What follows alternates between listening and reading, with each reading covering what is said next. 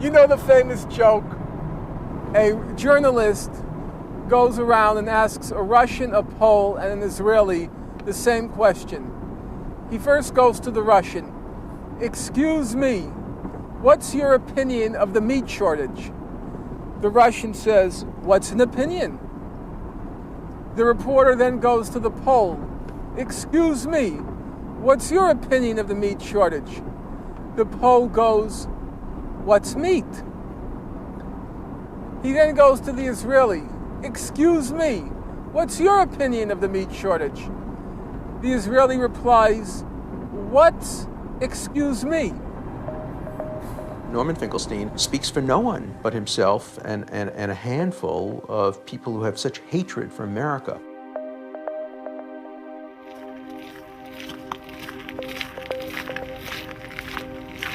Famous English aristocrat once said that if a person walked down the streets of London telling the truth to people he met, he'd probably be killed before he went a couple hundred meters.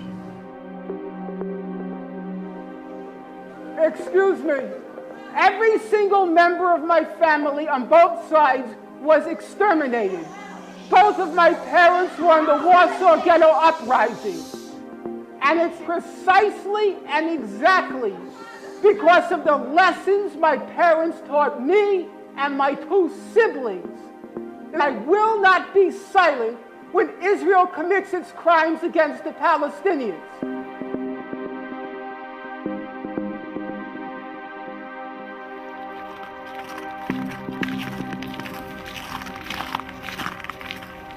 Norman Finkelstein. He's a professor of political science. He's been at the center of numerous heated academic and political disputes.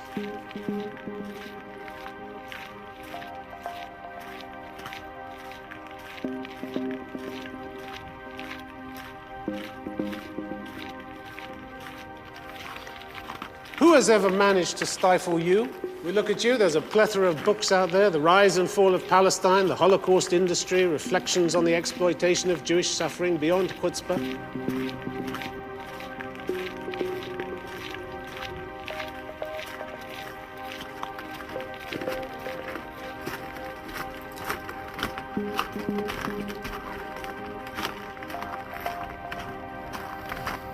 You're living proof that the debate hasn't been stifled at all, aren't you? You're not tucked away in some dusty room, unable to speak, are you?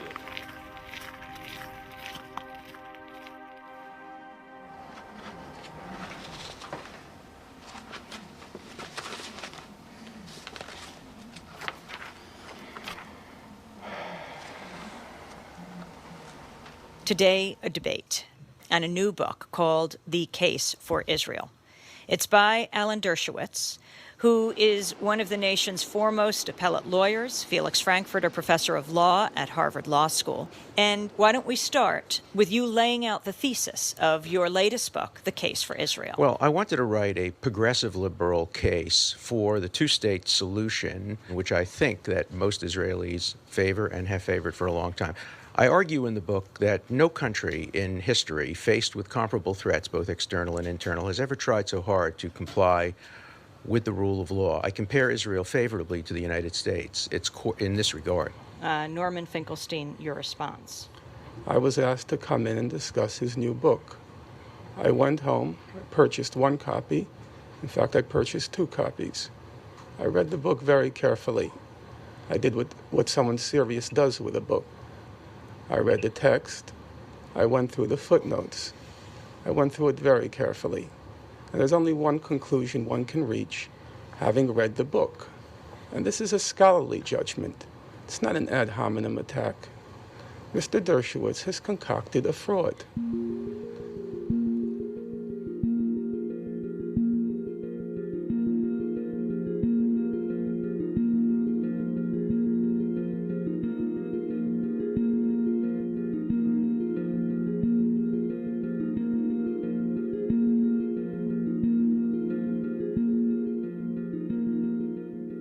I grew up in Borough Park. Right now, as you're filming, we're in Ocean Parkway near Coney Island.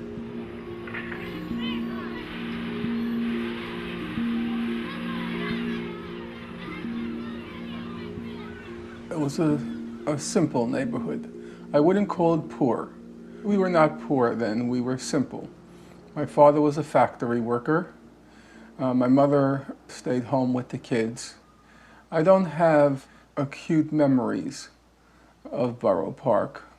We were there till I was 8, 1961.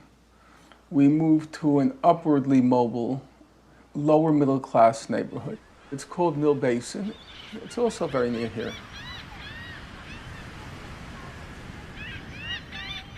It was all Jewish. Second generation Jews who were middle-level professionals, accountants, store owners, a smattering of doctors, a few lawyers.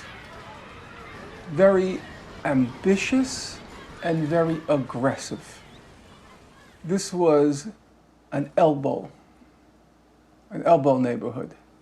Everybody was out to make it. 47 years ago, Poland and Germany were witness to the Warsaw Ghetto Uprising, and this week I had the great privilege of meeting and interviewing one of the ghetto's few survivors, Mrs. Mary Finkelstein.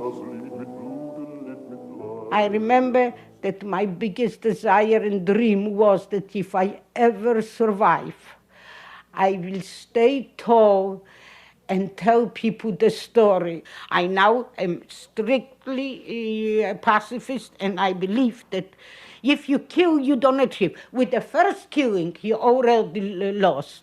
My parents were survivors of Nazi concentration camps. Sometimes I was afraid to ask because I thought it was going to be like opening up the sluice gates. Everything is going to come out, and I wouldn't be able to handle it. I just did not want to know.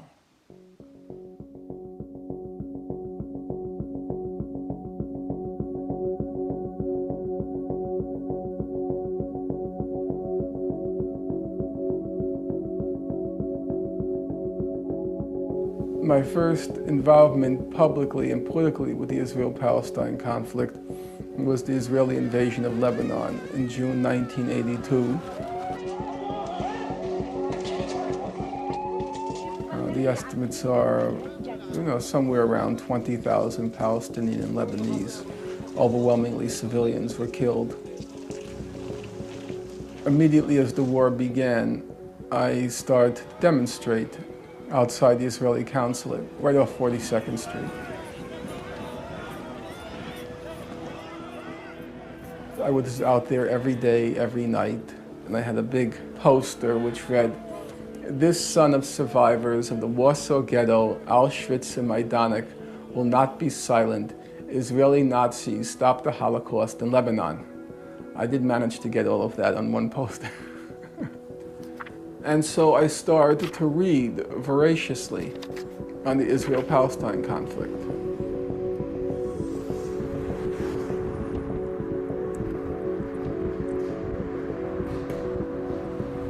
So now I had both a political commitment and a scholarly commitment. And then obviously I'm Jewish, so I had a personal commitment. And the three came together. And as I went back and forth to the occupied territories during the first Intifada, I went to live with a couple of Palestinian families and developed enduring relationships, in particular with the fellow up there.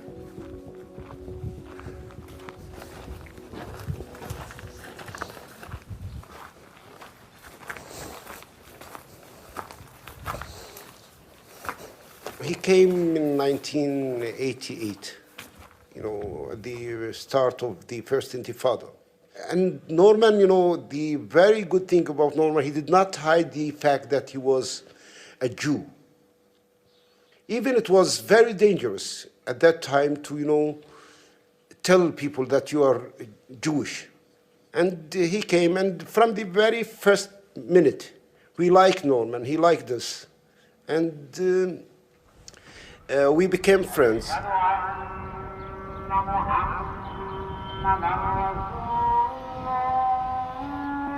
I would go back every summer and live with the same families and sort of experienced the intifada from the ground up. And it was a tacit quid pro quo. They kept me, but with the expectation that I would write something. There was no guidance, instruction about what to write, but I would write something about what's happening there. And so each summer when I came back, I was basically chronicling it from year to year. And then I eventually put it together as a book.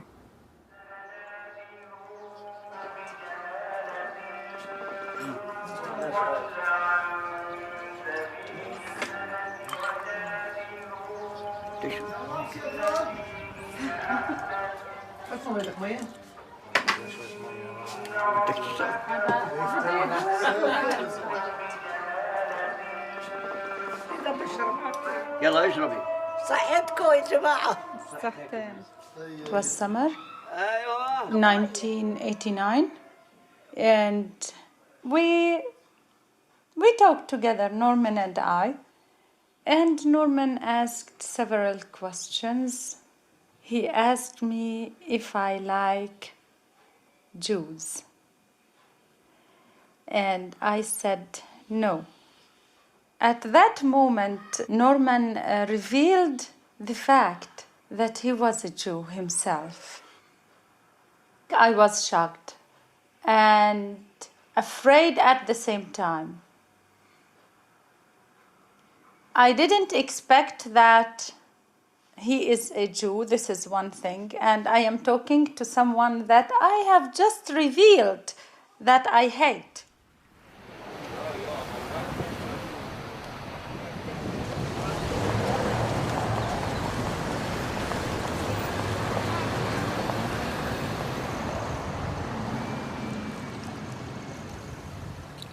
Norman was always a very political person. Even in 10th grade, 11th grade, he was always very political. He was probably more political than anybody that I knew at the time, and we were, many of us, very political. Being against the war in Vietnam was was in vogue. That was the thing to do. But Norman was truly against it. You know, I couldn't understand why you weren't torn apart by what the U.S. was doing in Vietnam. You had these scenes on television of little girls whose flesh was being incinerated. His mother had an extraordinary influence on him. She took the lessons of the Holocaust in a different direction than what many other people do, and that the Jews have a special obligation to try to ease the suffering of humanity because of what was done to them. And she couldn't bear to see what America was doing in Vietnam, for example. And I think Norman was just completely influenced by his mother to an unhealthy extent.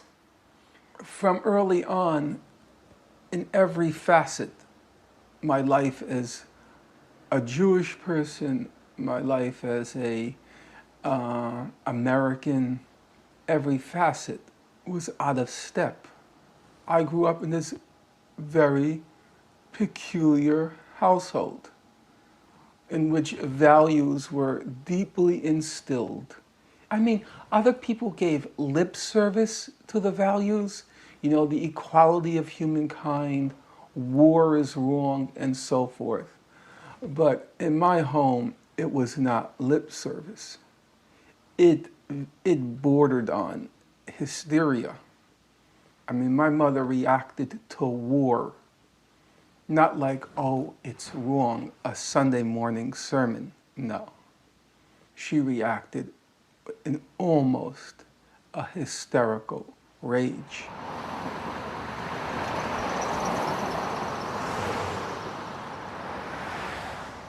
I know we would get together some evenings, and particularly during heavy political times, like during the Vietnam War, or right after the Kennedy assassination.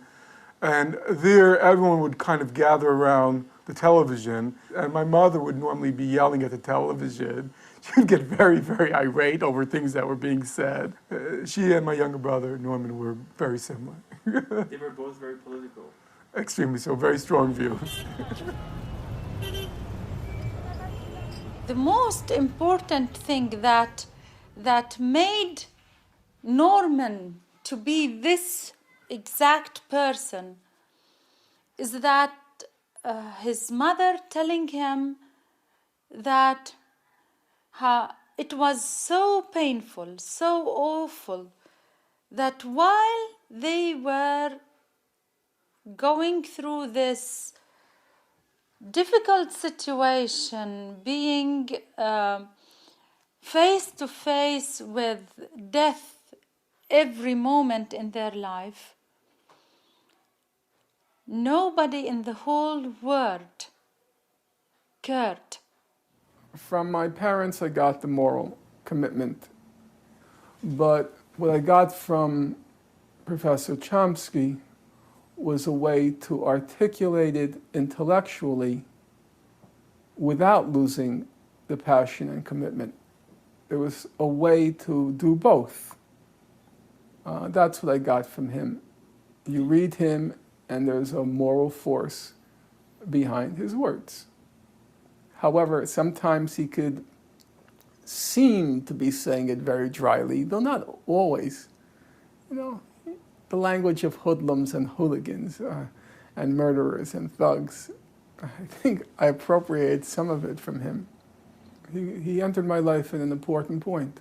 I had a very tough time at Princeton, and I had real doubts about my ability, capacity, and he restored it.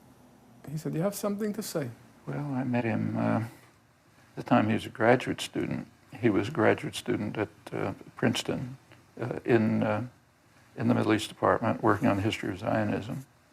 And at that time, a book appeared, Joan Peters' book From Time Immemorial, which was receiving enormous praise everywhere, hundreds of laudatory reviews, and the greatest thing since chocolate ice cream.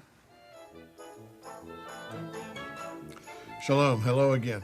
We've been very fortunate lately in attracting some major spokesmen on the Middle East, and we have one of those tonight. Joan Peters wrote the book, From Time Immemorial. This is a textbook used in the United States and in Israel. It's a voluminous copy on the origins of the Arab-Jewish conflict. We sat her down and asked her reason for writing From Time Immemorial. Who are the Palestinians that they should command so much importance that the life and death of the world's peace might depend on it? It is a scam, and it must be exposed.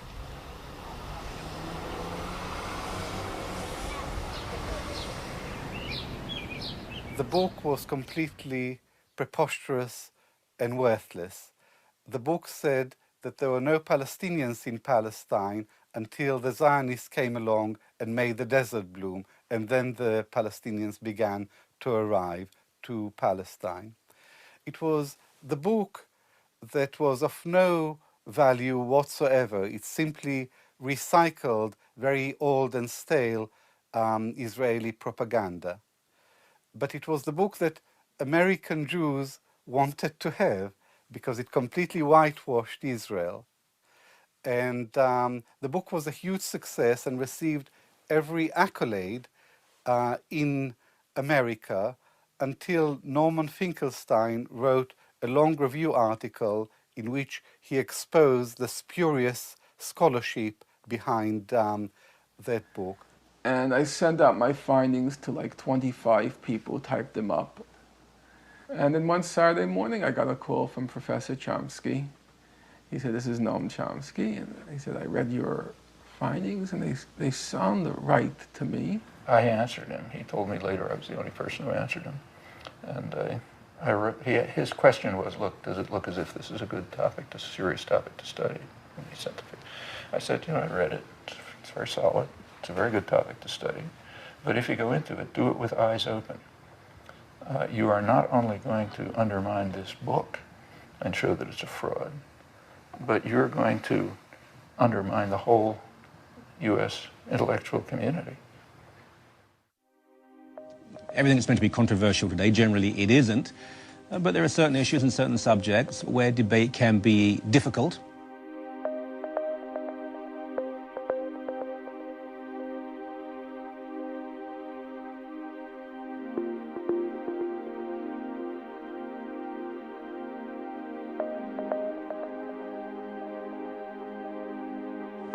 This book is The Holocaust Industry, and Norman Finkelstein is the author. Welcome to you, sir. Thank you for having me. Controversial, I can't not use the word. It's been overused and it's hackneyed,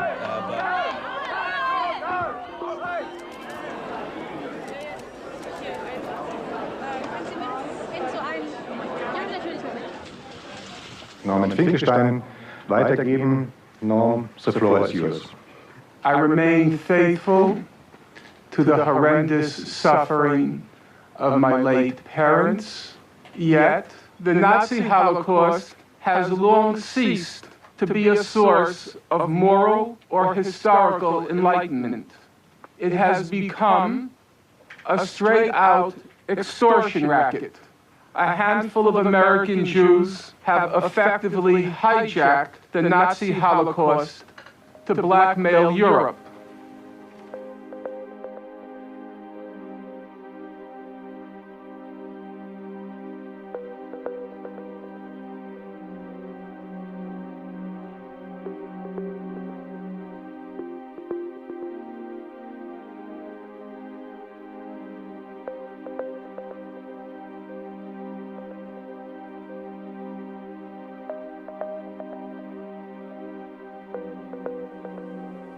I read Finkelstein's book, The Holocaust Industry, when it came out. I was actually at that point in the middle of looking at the same data, and I convinced myself that with respect to part 2 of the book, which is to say the claims against the Swiss banks, Finkelstein was certainly on the right track. And I would now say, after I have looked into the matter even more, that forgetting the style in which he was writing, his conclusions were moderate.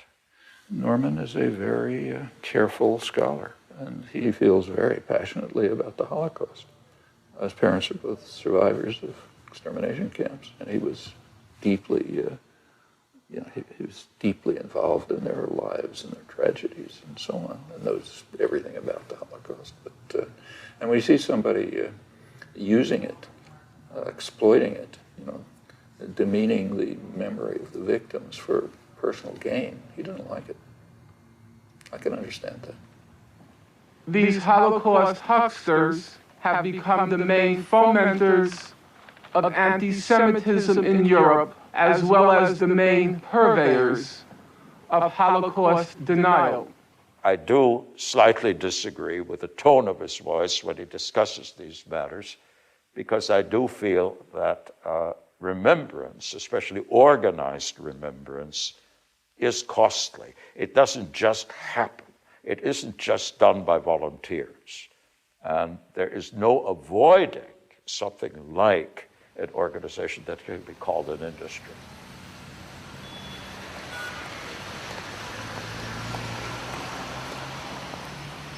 This is not about some construction of memory. This is about people using history for their political purposes. There is no new anti-Semitism. This is pure fabrication.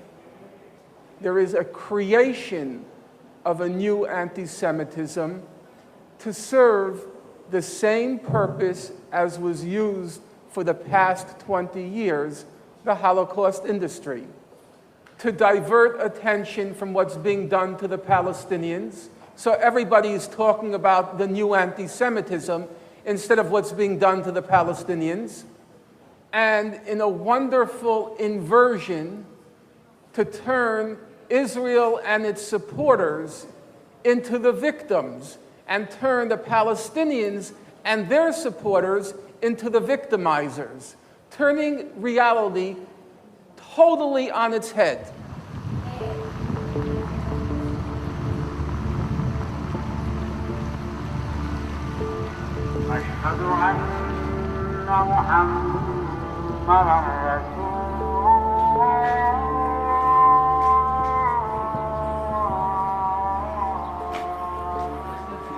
The very first story Norman told us was when he arrived in Ramallah in Al-Am'ari camp. And not very far from him. He was close to the incident when, a boy was shot. He was, burning a tire, and they shot and killed the boy. And Norman collapsed. He was crying all the time. For me, it's a surprise that, a man crying. So he cried, many times. When he mentioned the story, he used to cry. From that, I knew how, deeply Norman was, touched by the situation. And he's very human. You cannot, the main thing is how deep he is human.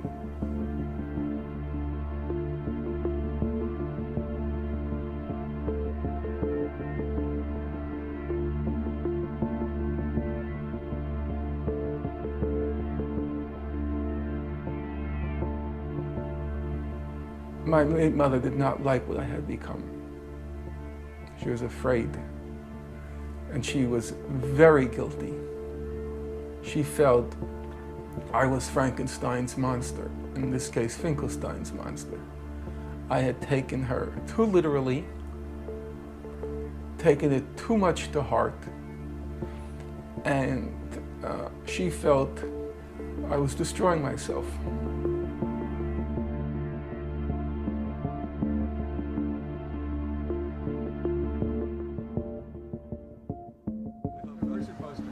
I don't look like that. No. Over here. Shadi, you remember Shadi Maroof? He made it. Do you hate it? No, it's fine. Okay, fine. I don't understand what's the news for, though. It's like, kind of like strangling the Palestinians. Nobody gets it, but I'm a little too artsy. I know. I get it. That is what made him famous. He wrote a book called The Holocaust Industry. The whole point of the book is to trivialize. I am not blocking.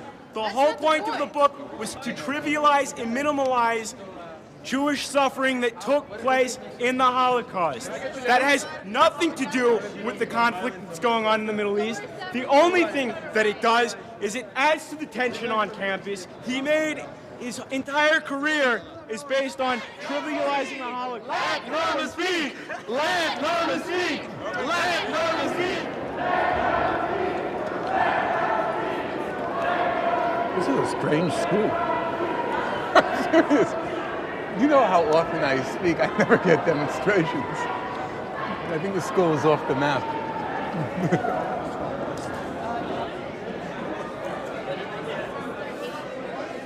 I was reading from the slides. I want to calm the things down. We want a successful evening. They want to make us jittery, disorient us, ruin the evening.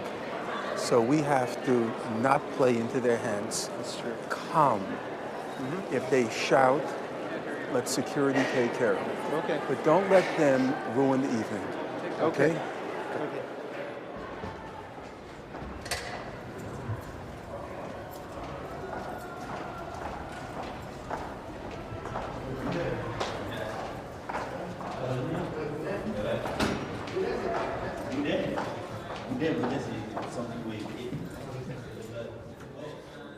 With all due respect, I'm an old-timer. I know how deeply frustrating it can be when you're sitting in the audience and somebody goes on for an hour and a half saying things that you find utterly loathsome, repulsive, and also you think factually incorrect. And I think people should have more than 60 seconds. As I said, I'll leave it to the patience of the audience. When you feel it's going on too long, you know how to express your disapproval. Otherwise, they should be allowed to go on. Go ahead. Hi. During your speech, you made a lot of references to Jewish people, as well as certain people in your audience, not Jewish people in general, but certain people, especially in your audience, to Nazis. Now, that is extremely offensive when certain people are German. And they're also extremely offensive to people who've actually suffered under Nazi rule. I don't respect that anymore. I really don't. I don't like and I don't respect the crocodile tears the crocodile tears. No, folks, allow me to finish, and allow me to finish. Listen, sir, allow me to finish. Sir, I don't like to play before an audience the Holocaust card. But since now I feel compelled to. My late father was in Auschwitz. My late mother, please shut up. My late father was in Auschwitz. My late mother was in Majdanek concentration camp. Every single member of my family on my father's side, the Jews did not take arms against the Germans. My late father was in Auschwitz concentration camp. My late mother was in Majdanek concentration camp. Every single member of my family on both sides was exterminated. Both of my parents were in the Warsaw Ghetto Uprising. And it's precisely and exactly because of the lessons my parents taught me and my two siblings that I will not be silent when Israel commits its crimes against the Palestinians. And I consider nothing more despicable than to use their suffering and their martyrdom to try to justify the torture, the brutalization, the demolition of homes that Israel daily commits against the Palestinians. So I refuse any longer to be intimidated or browbeaten by the tears. If you had any heart in you, you would be crying for the Palestinians, not for what's been done.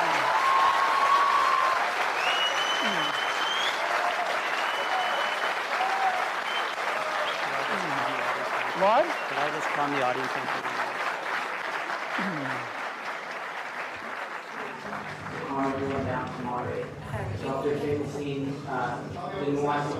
I've never been in a crowd like this. They're nuts.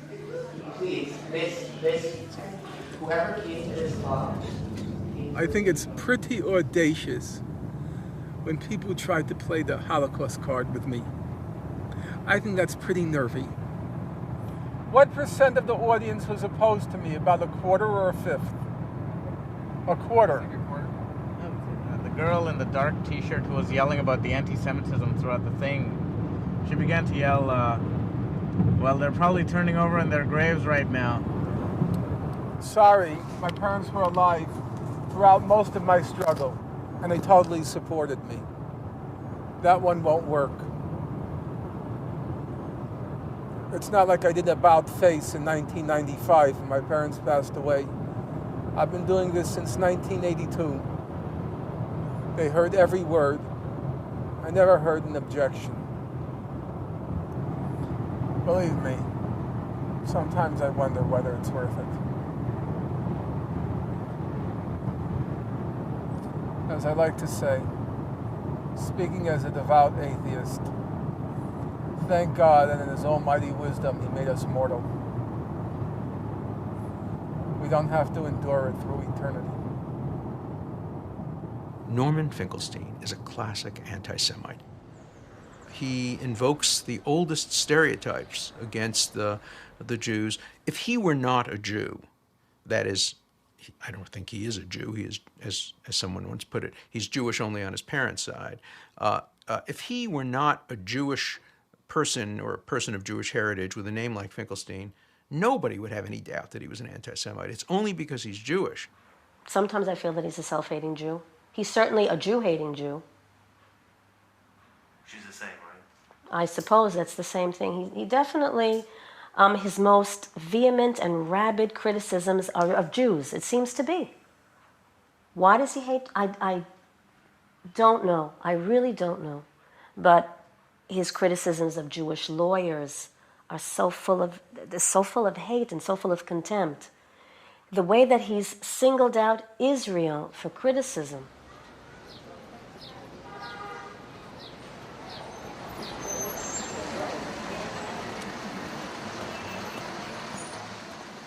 There's an old Woody Allen routine where he talks about being thrown out of a metaphysics exam because he peeked into the soul of the guy next to him. You know, I can't peek into Norman Finkelstein's soul. I don't know what motivates him.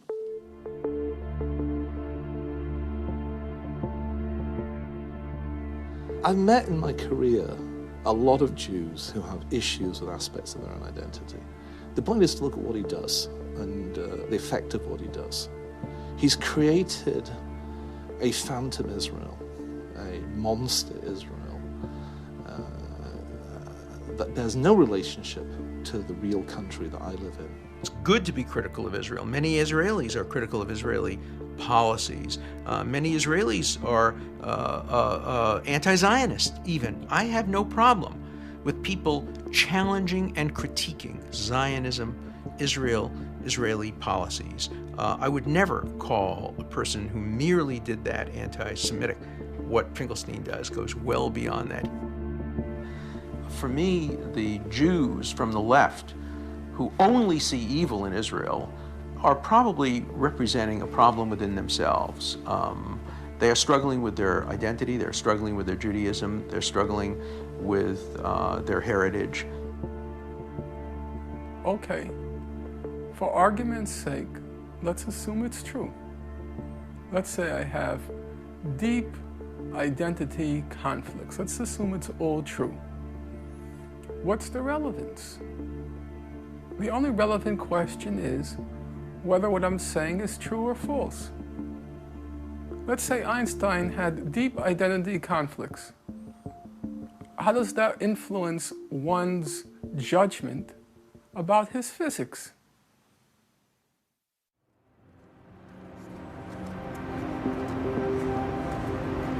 See, with me and anybody, do a lot of spice. It's actually really good.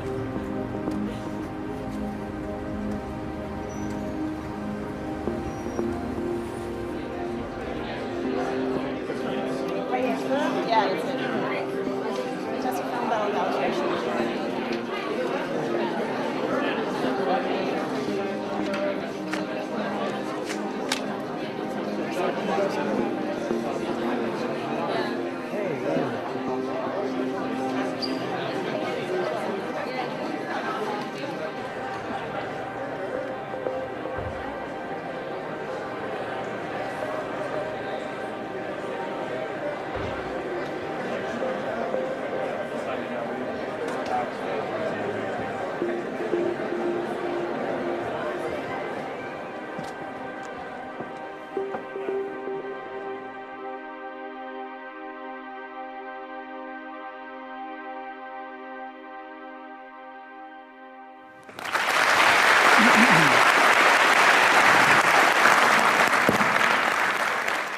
The Israel question, whatever you feel about the justice or injustice of the establishment of the State of Israel, whatever you think about that, that's a historical question. There's now a current political question. Are the Palestinians entitled to their self-determination? There are two people living in that land. One people have the full rights of statehood in 80% of the land, and the people who occupy that land for several thousand years consecutively are being denied their right to self-determination in 20% of their homeland. Thank you.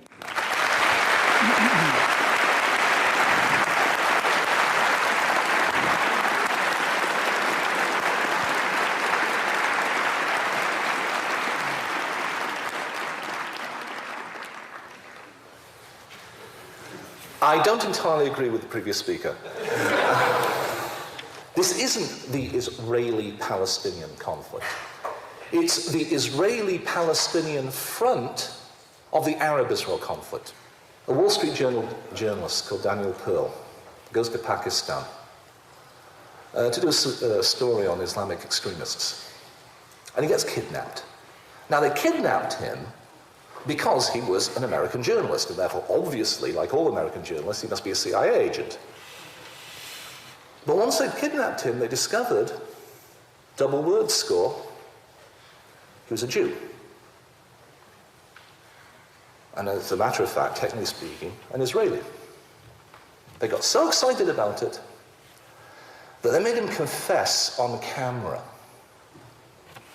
speaking into a video camera, perhaps not unlike this one, forced him to confess on camera, "I am a Jew, the son of a Jewess." And then they slit his throat. The people who did that have never been stopped at an Israeli checkpoint. People who did that probably never saw an Israeli. No matter what the roots of this conflict are, we've evolved into a situation today in which large segments of the world, at a time when in the Western world anti-Semitism has almost vanished in its classical sense, large sections of the world are infected with something that's almost indistinguishable from anti-Semitism. The entire world community, save between 1 and 6 states, depending on the vote, the entire world community believes that the Palestinians should have their right to self-determination in 20% of their homeland. Israel and the United States are denying them that right. It's as simple as that. And you can drag in anti-Semitism, the Holocaust, Daniel Pearl, and everything else, but it can't change the fundamental facts. The fundamental facts are these. The entire world community supports a 2-state settlement along the June 1967 borders. Israel and the United States, the chief rejectionists in the world, are opposed to it.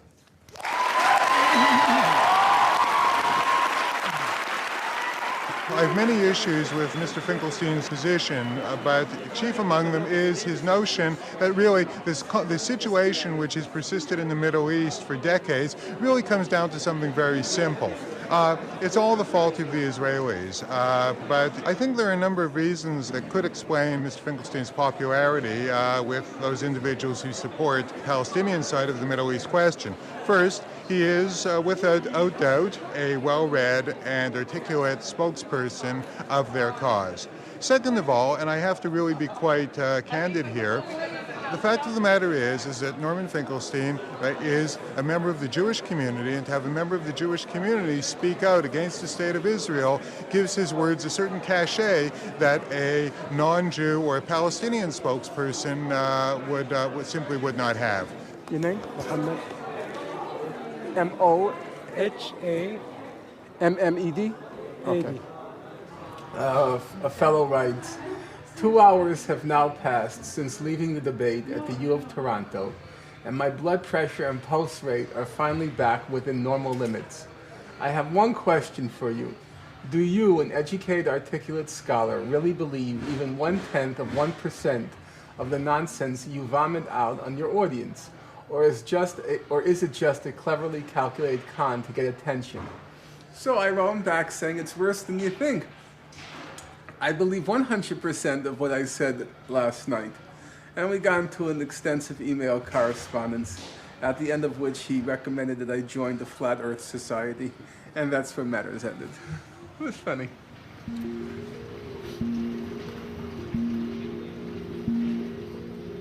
When there are cruel things in front of me, I simply pull down the eyes and try not to see it. The war made my reason and my belief and everything turn 180 degrees.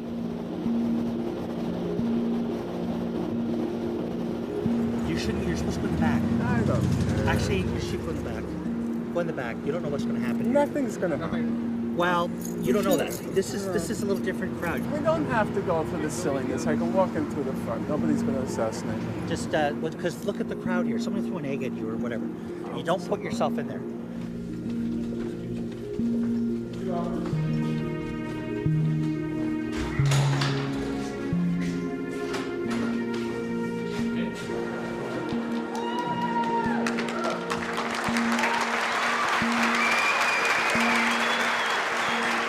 You said I didn't say a good word about Israel. Let's be clear about one thing. In my view, Israelis have the right to be there. They have the right to exercise self-determination in what's historic Palestine. I have no question in my mind about that. And I have many friends who live there, many people who I deeply respect. I have no interest whatsoever in playing this game of bashing Israel. That's not my thing. But, allow me the but for those of you who are snickering, but just as it would be shameful for any German during World War II to give a lecture singing the praises of Germany, and just as during the US war in Vietnam, for me to sing the praises of the US, amid the horror and amid the suffering, I'm not going to sing the praises of Israel. When the war is over, when Palestinians have equal rights, when there's justice there, I'll be very happy to join along with everybody in singing Israel's accomplishments and criticizing its faults, but not while and when it's torturing the Palestinians.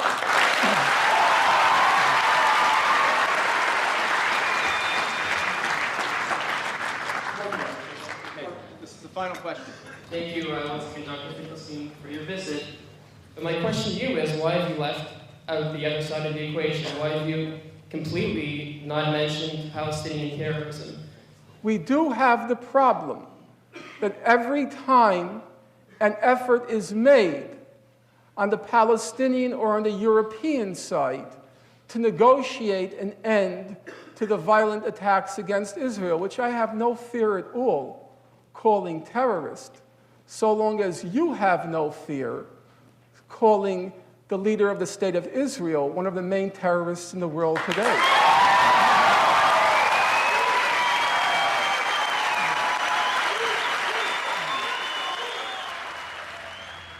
How'd that one feel, Norman? I would not say I was in absolutely top form. You did great, but the media now has an opportunity to grab on a couple things. Like what? Well, the last question about Palestinian terrorism. Well, I thought I answered it. No, you did, but the point is it'll be in the media tomorrow, so the focus will be on Palestinian terrorism instead of, Israeli terrorism. I think it's a question of priorities. I spoke for 2 hours, and people showed an enormous amount of tolerance in letting me speak for 2 hours, and therefore I have an obligation to let people have their say.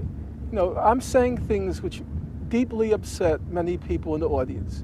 If they controlled themselves for 2 hours and showed me their respect, then I have an obligation to let them let out their feelings and thoughts. You can't complain about using the media to get the debate. I don't want to, you see, I don't want to use the media. I don't like expressions like that. I don't want a success which is based on ruthlessness, a success that's based on the victory of scoundrels. No. Did you get a copy of the Finkelstein industry? No. It said Norman Finkelstein is profiting from the Holocaust, just like the industry that he criticizes, and using the memory of his parents to profit off of the Holocaust. That's basically what it said. What do you think of that, Norman? Well, it's a strange way to profit, to lose your job and be thrown into exile in a place where you don't want to be after 50 years of living in New York. It's an odd sort of profiteering where I end up living in Chicago and losing my job. There are many anomalies. I mean, I'd have to be an awful irrational profiteer to go about things the way I've done it.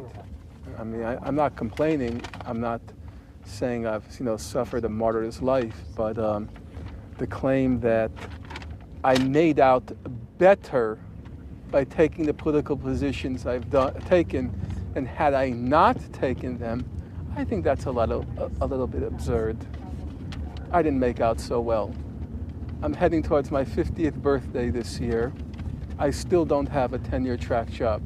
I just, for the first time after a half century, I got on a tenure track job with no certainty that I'll get the tenure track job. That doesn't seem like profiteering. And it'd be hard for me to believe that I couldn't have made out better if I didn't act on my principles. Not complaining, but just looking at the factual record.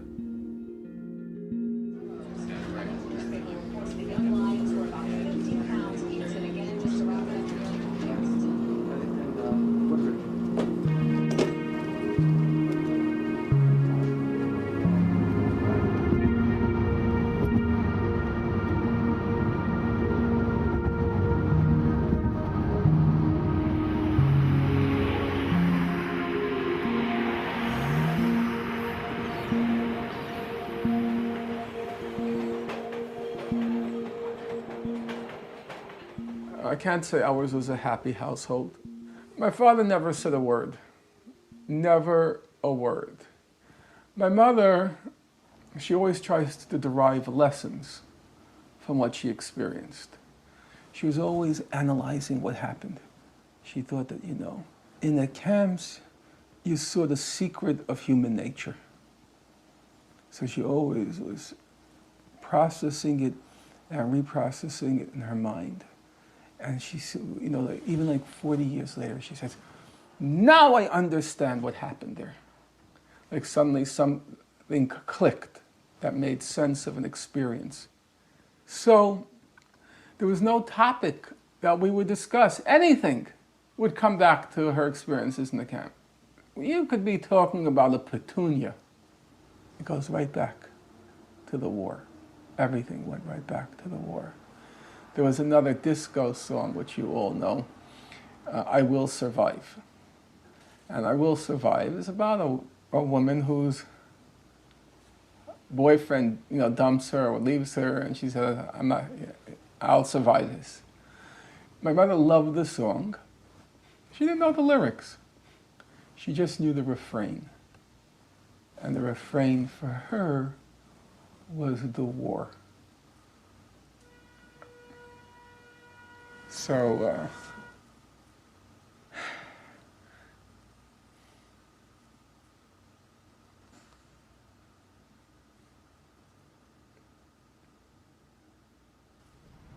service customers at 100,000-mile flyers and Airway C-14. We do ask that you remain clear of the door until your seating area is called. Last night, I spent several unpleasant hours, reading and rereading the paper presented by Dr. Finkelstein. And I found it disturbing in a way which is not easy for me. The paper is suffused with personal hatred. And I strongly hope that when the proceedings of this conference are printed, that such parts of this paper will not be included in them. Now may I invite Dr. Finkelstein to speak. We have an expression in English. The truth is often a bitter pill to swallow. We are supposed to be seriously examining history. But you mention a few words about Jewish collaborators, and people get so upset. This is, I'm sorry to say, it's a form of emotional blackmail. If I'm being invited as the Jew who's going to denounce Jews, no, I don't like that at all. If I'm being invited because they think my point of view is important and it's being repressed, you know, that's a good enough reason.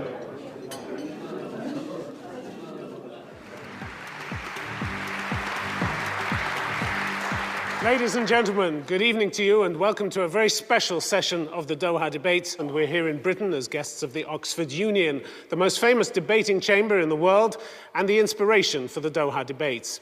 He says Hamas is not recognized by the EU and the United States because Hamas won't recognize Israel. The logical question is, can you name a single Israeli government official, political party, which has ever recognized a Palestinian state within its internationally legal borders? Namely, I keep writing back to people, please don't put me on a pedestal, because you'll end up being disappointed.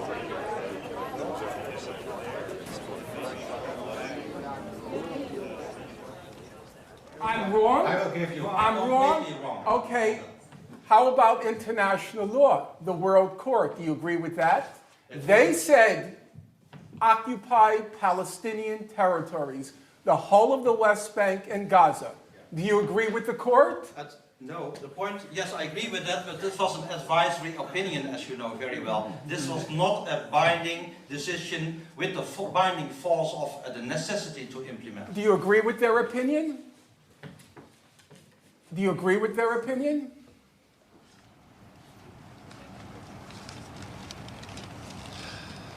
I do travel a lot to lecture. However, every minute that I'm gone, I'm in agony waiting to come home.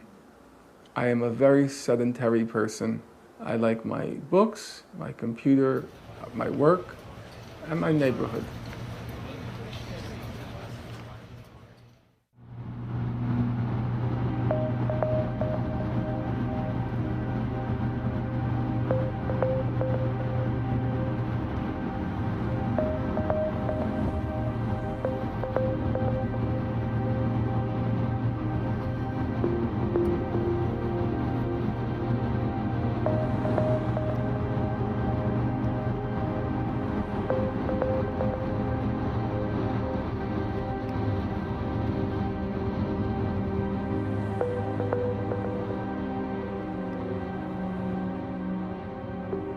It was very wrenching for me to have to leave New York. And I'm currently teaching in Chicago.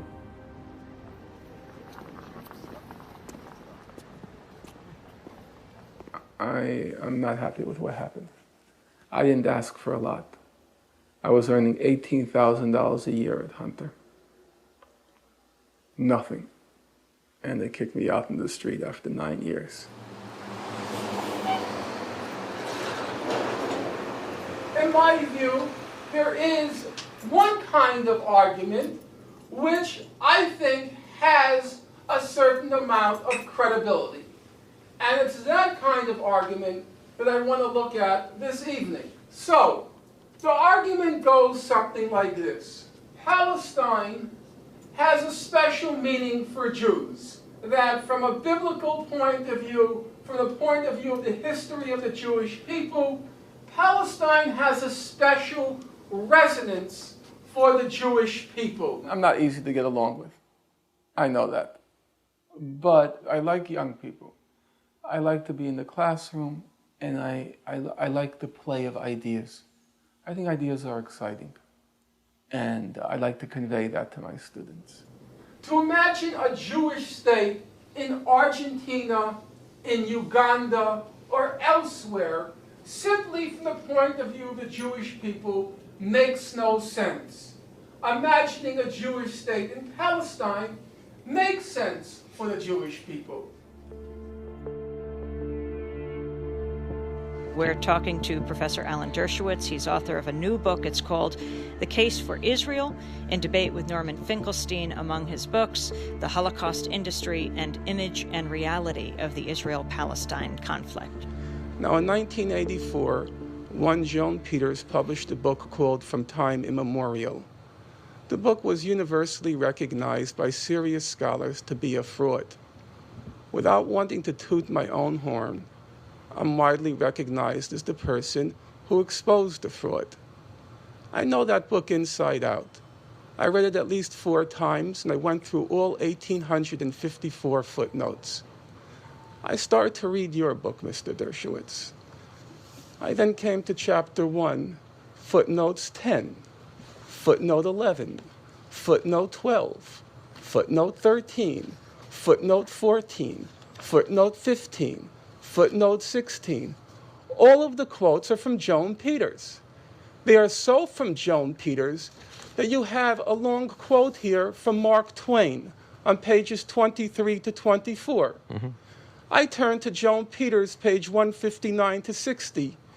The identical quote from Twain with the ellipses. Is the Twain quote wrong? With the ellipses. Is the Twain let quote me finish, wrong? sir. No, but the key with is... the ellipses in the same places. The identical quote from Twain with the ellipses in the same places. It's been widely quoted, as you know. Really? Now, Mr. Dershowitz. What's your point? Is it a correct quote? Let me finish, Mr. Dershowitz. I want to ask you a question. Is it an accurate quote of Twain? Let's be very clear. It is not plagiarism to quote Mark Twain correctly. That's not plagiarism. Except if you cite Mark Twain and not Joan Peters. I'm a professor, sir. I know what plagiarism is. There's a Yiddish expression, shmata. Shmata means it's a rag. Like you use a shmata to do the dusting. If Dershowitz's book were made of cloth, I wouldn't even use it as a shmata. I'm serious. When you say a schmatter. But you have to know Yiddish to appreciate that. Fucking such garbage. I know. And these people are shameless. But he got his yesterday, and he knows he's in trouble now.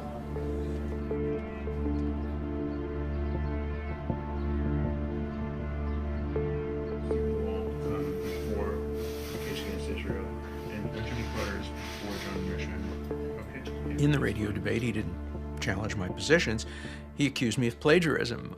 His charge was that because I used quotations from Mark Twain, for example, which he says I originally found in a woman named Peter's book, I had to cite the Mark Twain quotation, not to Mark Twain himself, which is, of course, what you're supposed to do according to the Chicago Manual and all other standard manuals, but I was obliged to cite it to the Peters book. I, in fact, cited Peters 8 times. In fact, I didn't find the Mark Twain quote in the Peters book. I found it years earlier when I was on a show called The Advocates in 1970 and was doing research. I came upon the Mark Twain quote for the first time 12 or so years before Peters wrote her book. So certainly I was not obliged to cite Peters for Mark Twain. As soon as he accused me of plagiarism, I went to Harvard University and I said, there's been this accusation. I insist that you investigate it. Please put an investigator on it. They put Derek Bok, the former president of Harvard, with whom I had not had particularly good relations over the years. Derek Bok came to the conclusion that there was absolutely no basis for any plagiarism.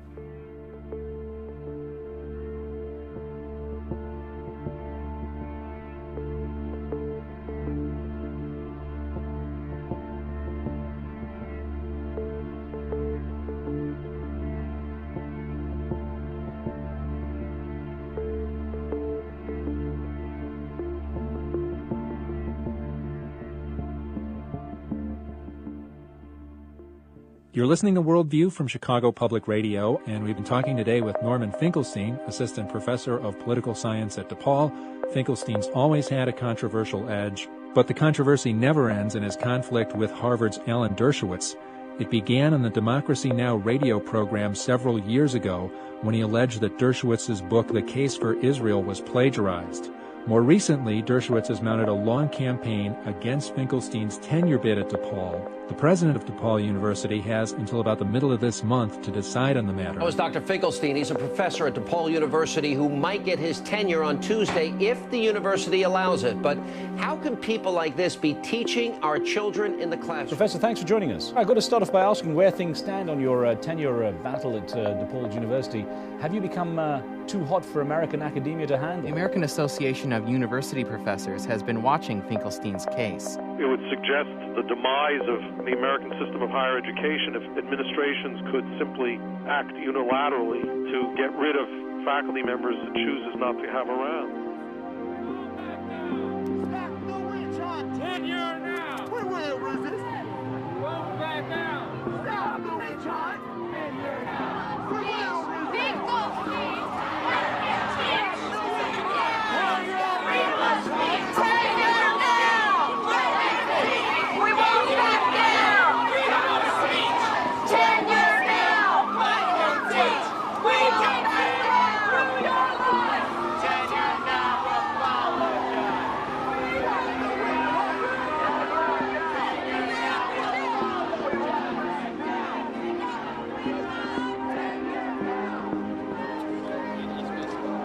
A few moments ago, DePaul University and myself reached a settlement. This is DePaul University's statement. Today we have reached a resolution of our dispute with Professor Finkelstein. As a part of that resolution, he has agreed to resign effective immediately. Professor Finkelstein is a prolific scholar and an outstanding teacher. The university thanks him. Too good for DePaul. Not true. The university thanks him for his contributions and his service.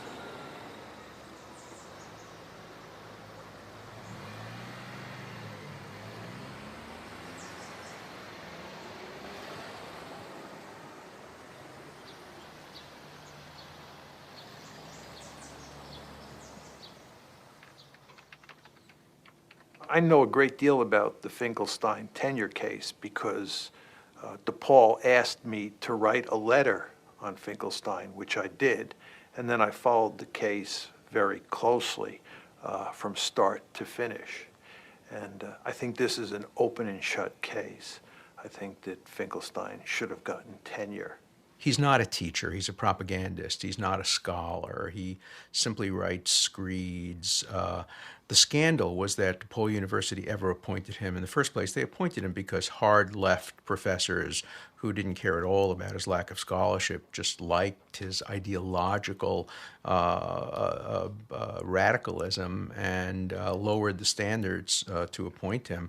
So it was a good decision for DePaul University, and it was a good decision for academic standards in general. What did he expect Dershowitz was going to do? He accuses Dershowitz of being a liar and a plagiarist. What is he going to expect Dershowitz to keep quiet? Didn't he know the kind of connections that Dershowitz has in the United States? So why did he do it? Why couldn't he keep his mouth shut? Any normal, sane person wouldn't have done anything. He writes a whole book. What did he expect? I remember talking to him over the summer, and he didn't think he would go that far. I mean, I don't know Norman as being that naive, so there has to be some element of self-destruction. My own feeling was that he should downplay the issue of plagiarism. I didn't think that, first of all, I didn't think it was an important issue. Okay, so Dershowitz is a plagiarist, who cares? You know, it's not significant. What's significant is the material about the historical fact. And he did, I thought he ought to put it in a separate article, just drop it. I've learned that certain things you can change and certain things you can't change. Okay, you go swimming in the ocean. There's certain waves you can kind of swim through, and there's certain waves that are just going to overpower you. And I think as you go through life, you learn which waves you can kind of challenge and maybe overcome, and which ones are just too much force. What one can say about Norman's work is that although his insights are often brilliant, he expresses them sometimes in language that's overly provocative. And I would argue that if you're making controversial arguments, it's in your best interest to tone down your language and to get as much of the hot rhetoric out as possible.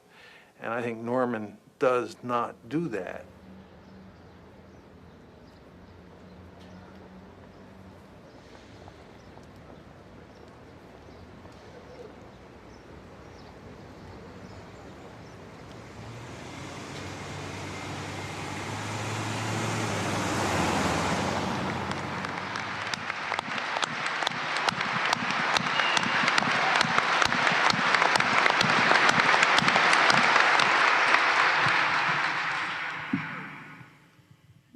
In my view, most of this talk about civility is a red herring.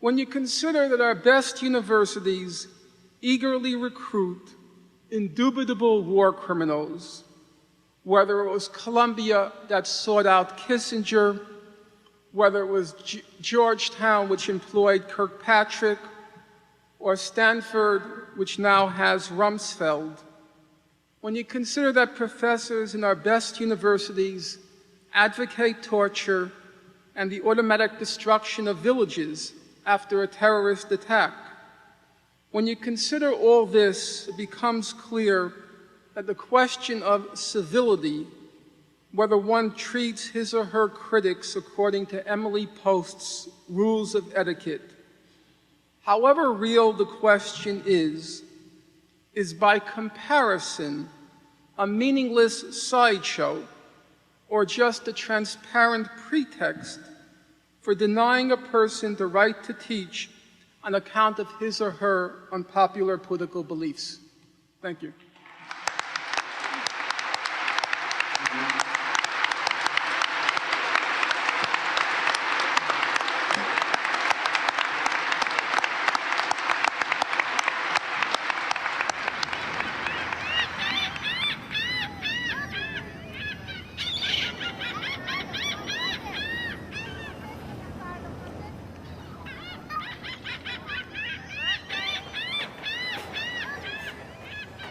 My last time at DePaul, the seniors recognized me for my outstanding dedication to the graduating class.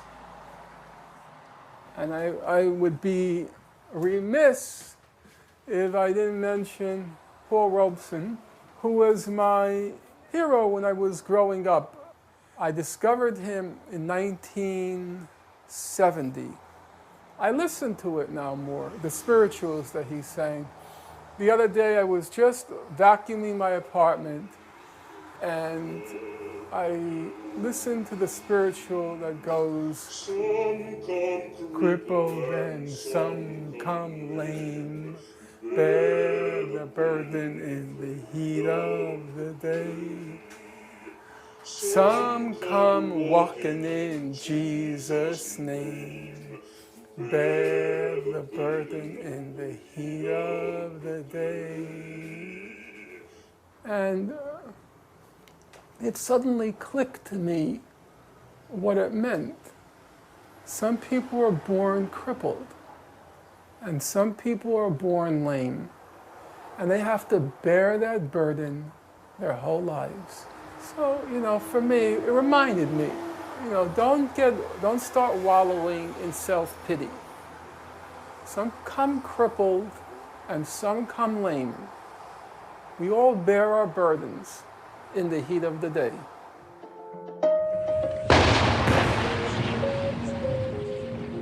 To the outside world, the conflict in Lebanon seemed as sudden as a summer storm.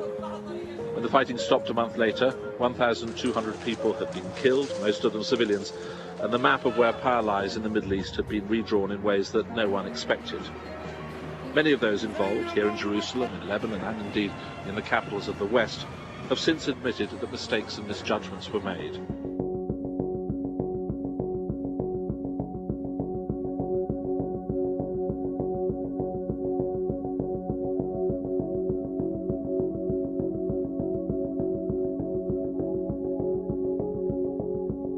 After the Holocaust, I started to think that maybe I am wrong. I thought that if we would have, during the Second War, a country like Israel, we would be saved. Well, I started to think about Zionism.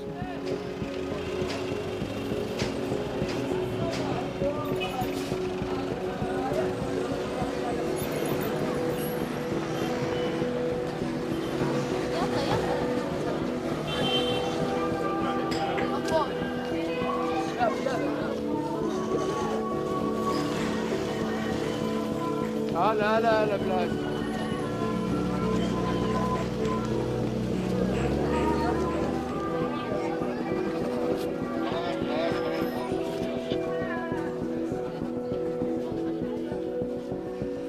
نرحب بكم وندعوكم للوقوف دقيقة صمت إجلالا وإقبالا لأرواح شهداء فلسطين والعراق ولبنان. لعل البعض منكم يعلم أن الدكتور نورمان قد ولد في مدينة نيويورك من أبوين يهوديين كتبت لهم النجاة من معسكرات النازية. هي أن ضيفنا الذي سمع من والديه الكثير عن المجازر النازية سمع ورأى اليوم تجليات هذه المجازر في أزقة مخيم شتيران. You have a challenge. أمامكم تحدي. The challenge is to be both principled and reasonable at the same time. If you sound unreasonable, you're going to lose the international community. قد تخسرون المجتمع. I don't think that's the way to win the struggle. ولا أعتقد أن هذه الطريقة المثلى.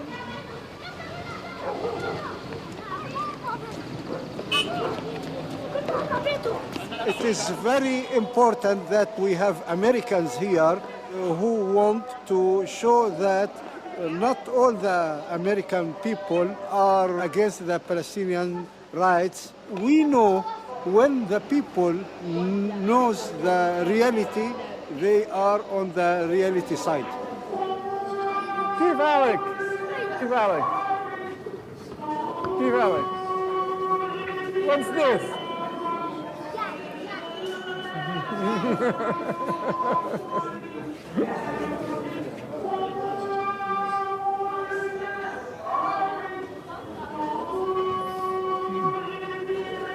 نورا else could I say? I could have given a rah-rah talk, long live armed struggle and smash the Zionist entity and crap like that, but A, I don't believe in it, and B, I think it's pointless.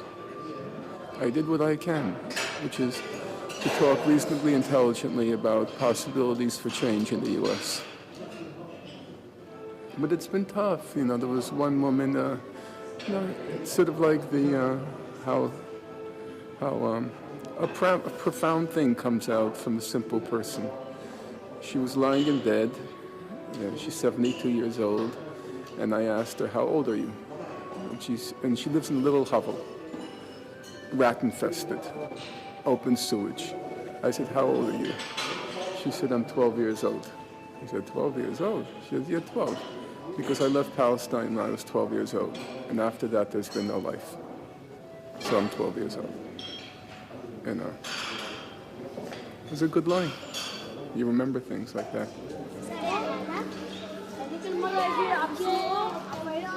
والله هو انه كان زي عمليه توعيه للشعب الفلسطيني لانه نحن صار عندنا زي تخلف اتجاه الافكار هاي انه خلص نحن عندنا اشياء لازم نسويها هلا مثل نحارب اسرائيل وكذا بس نحن مثلا هو عنده اشياء مثل السياسه نحن هاي الاشياء نسيناها انه هيك انه هو اعطاني فكره جديده عن اليهود انه مش كل اليهود هن صهاينه مش كل هدفهم واحد هو قتل العرب وهالاشياء هي الفكره اللي اعطاني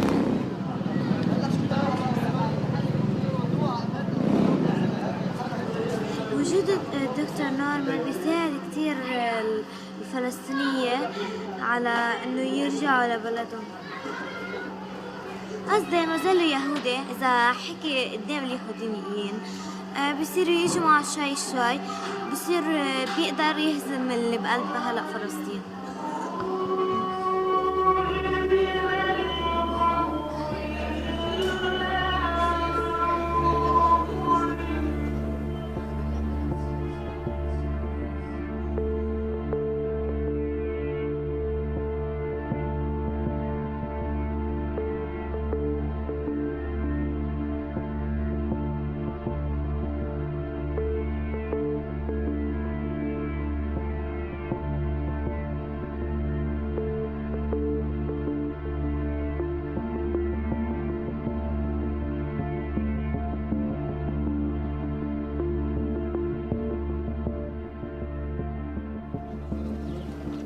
After the horror and after the shame بعد الرعب وبعد العار and after the anger وبعد الغضب there still remains the hope.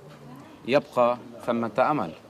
And I know that I can get in a lot of trouble for what I'm about to say. وأعلم أنني قد أتعرض لمشاكل كثيرة مما سأقوله الآن. But I think that the Hezbollah represents the hope. لكن أعتقد أن حزب الله يمثل الأمل. Sometimes I think أحيانا أفكر it's a very good thing أنه أمر جيد جدا that Hezbollah inflicted أن حزب الله a huge defeat on ألحق Israel. هزيمة كبيرة You بإسرائيل. have to keep knocking them into the head وعليهم أن يواصلوا الضرب على until رأسها they reach their senses. إلى أن يعود القادة الإسرائيليون.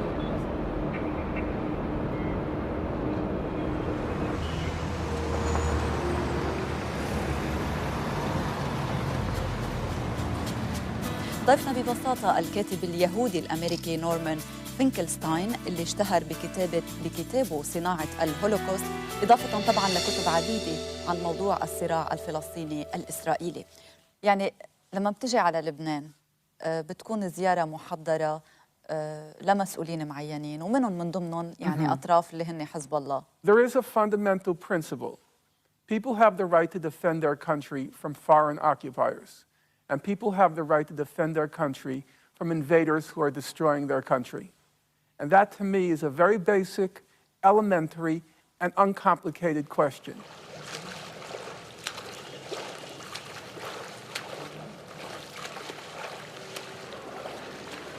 They're going to hit me hard on supporting Hezbollah.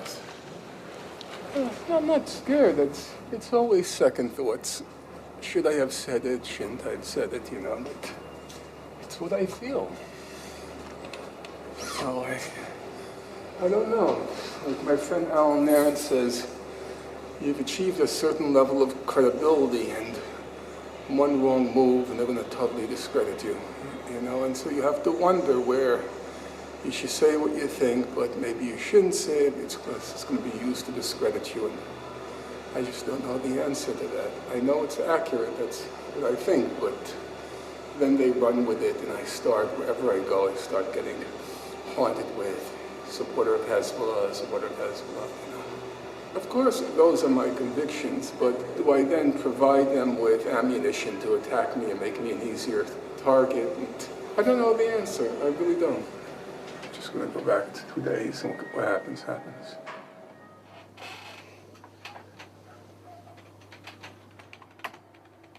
Look, he's not in the same class as Hezbollah. You know, he's not in a position to lob missiles on northern Israel and make a third of the country uninhabitable. He's not a clear and present danger in the way that Hamas is. But what he and people like him are enablers of terrorism.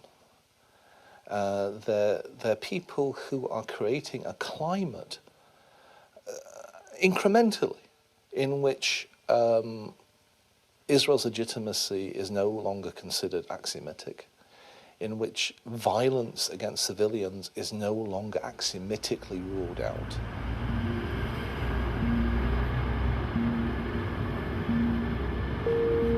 I can think of no greater punishment for him than him to have to stand in line to wait for an Egged bus, for him to have to worry about the price of food in the local grocery. I would think the best possible solution for Norman Finkelstein is to put him down in Israel and let him see what it's like to live as a Jew. God would laugh.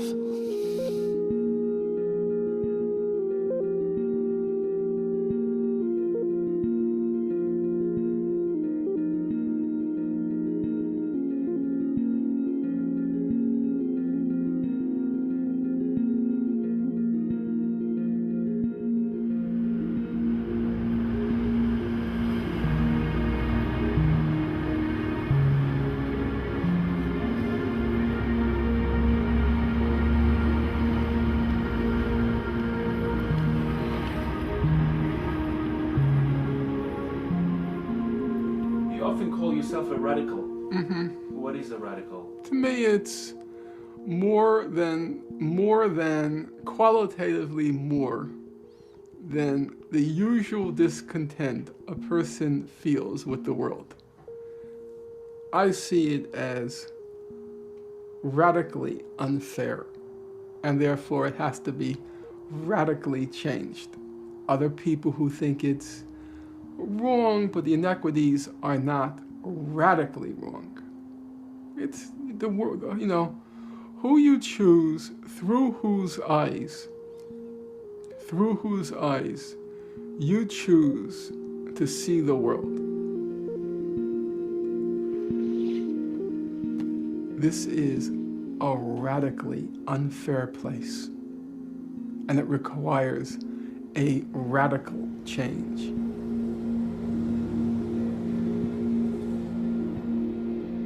I think that in one's life, one should try to come to some sort of settlement, some sort of point of acceptance and peace. But everyone, I think, finds it in a different way. So sometimes you have to create a lot of controversy in order to understand better and then to reach a settlement. Some people never get to that point. I have very warm memories of my youth. I grew up in very, good times. That song, though you won't know it. Those were the days, my friend, we thought they'd never end. We'd sing and dance forever and a day. We'd fight, we'd live the life we choose. We'd fight and never lose, for we were young and sure to have our way. And that's how I felt. We were young and sure to have our way. I had great hopes about what was going to happen. The hopes weren't realized, and I think there were many disappointments with people along the way. And now I'm strong enough to say there were great disappointments with me. I'm disappointed in myself. Many things.